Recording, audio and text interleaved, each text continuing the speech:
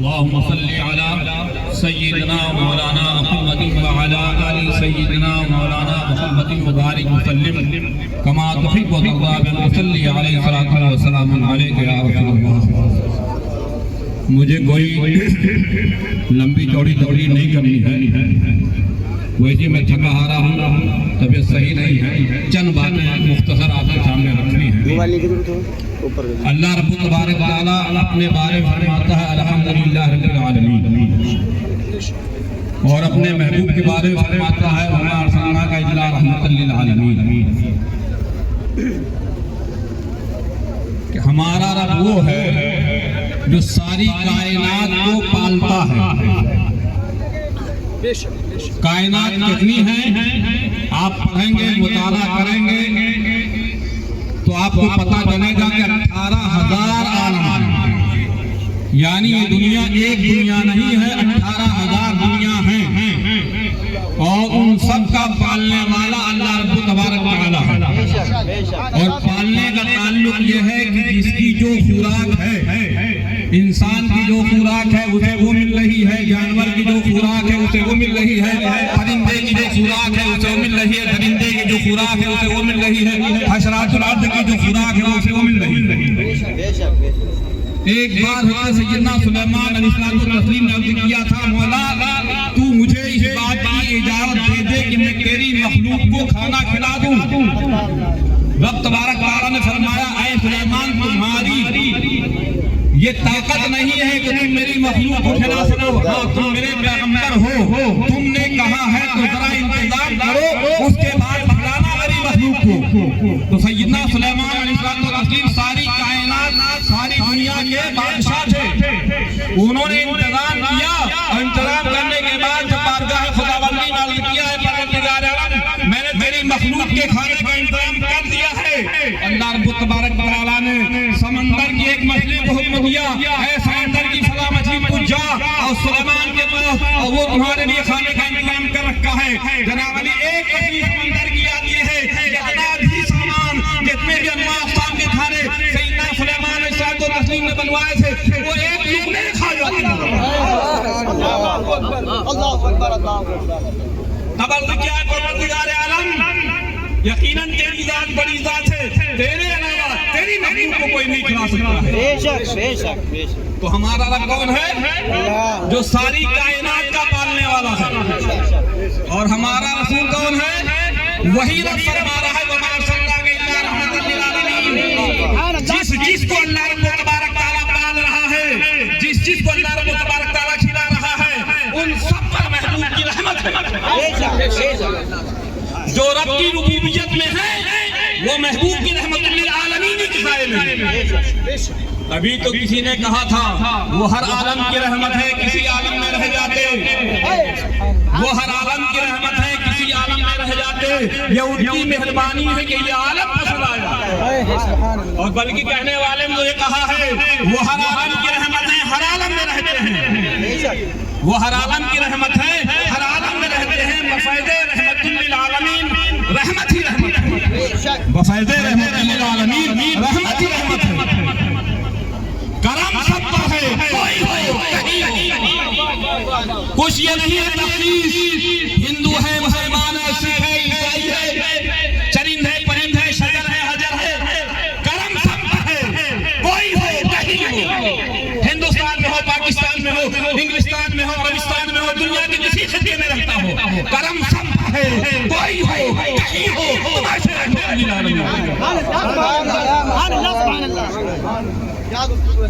شریک ایسے سب ہے، لیکن جب ہم اور آپ ہمارے پاس پیسہ ہوتا ہے، اثاثہ ہوتا ہے، دولت ہوتی ہے، تو ہمارے دوست احباب بھی ہوتے ہیں، پڑوسی بھی ہمارے کام آتے ہیں، دور کے لوگ بھی کام آتے ہیں، لیکن جب ہمارے پاس کچھ نہیں رہتا ہے ایک ایک کر کے ہم کھسکتے ہوئے چلے جاتے ہیں۔ لیکن کیا آقا کی شان ہے، کہنے والا کہتا ہے شریک عیش و عشرت سب ہے لیکن مصیبت کاٹنے والے تو ہی تو ہو۔ عیش و عشرت تو سبھی کام آتے ہیں، لیکن جب مصیبت پڑتی ہے تو کوئی کام نہیں آتا ہے۔ آپ کی ایک ذات ہے جناب والی مصیبت میں آپ کام آنے ہیں، اور ان سب کو معلوم ہے کل میدان محشر میں جب یہ امتی گنہگار حضرت آدم کے پاس جائیں گے, حضرت عیسیٰ کے پاس جائیں گے, حضرت موسیٰ کے پاس جائیں گے, وہ کہیں گے اذهبوا الى غیری, اذهبوا الى غیری, اذهبوا الى غیری. اور جب حضور کے پاس جائیں گے تو آپ فرمائیں گے انا لہا, انا لہا, انا لہا. کہاں تھے؟ آؤ میری بارگاہ میں, آؤ میری بارگاہ میں, آؤ میری بارگاہ میں. شریک عیش عشرت سب ہے لیکن مصیبت کاٹنے والے تمہیں تو ہو.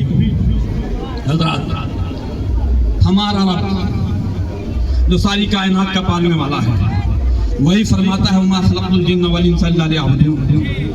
انسان اور جنات یہ دو بڑی مخلوق ہیں.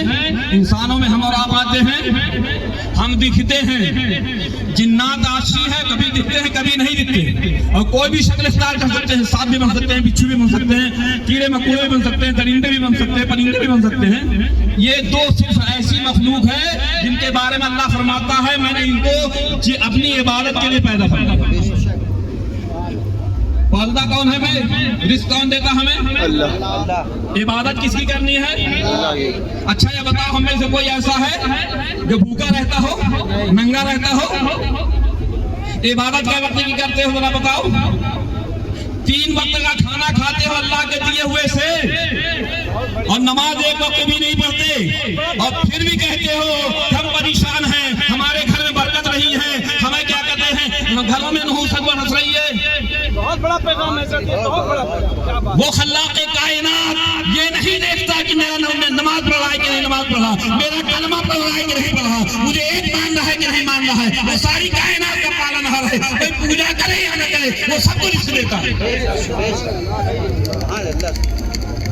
ہم اور آپ تو جناب علی رحمت اللہ علیہ کی امت ہیں. کوئی مانے یا نہ مانے ہمیں تو ماننا چاہیے, اس کے در پہ آنا چاہیے.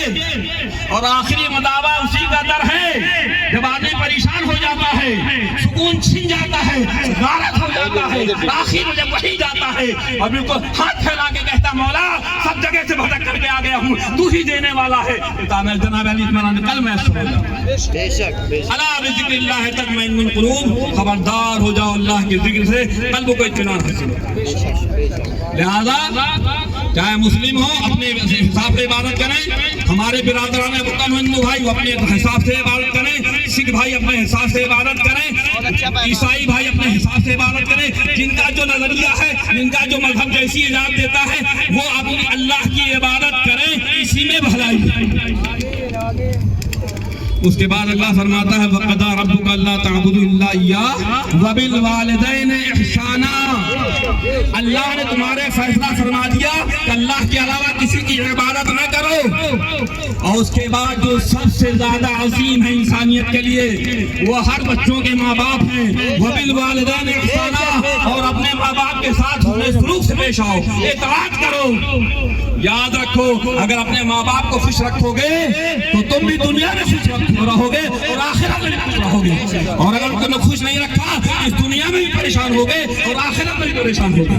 لہذا یہ میرا پیغام دے کر کے جائیں کہ آپ کو اللہ کی عبادت کرنی ہے اور اپنے والدین کا ادب و احترام کرنا ہے اور ان کی باتوں کو ماننا ہے. اللہ رب تبارک و تعالی ہمیں اور آپ کو سبوں کے صراط مستقیم پر چلنے کی توفیق عطا فرمائے. میری گزارش ہے کہ آپ حضرات ایک طرف سے چلیں گے, ایک ساتھ چھوڑتے رہیں گے, آگے آنے جانے والے آسانی سے گزرتے جائیں.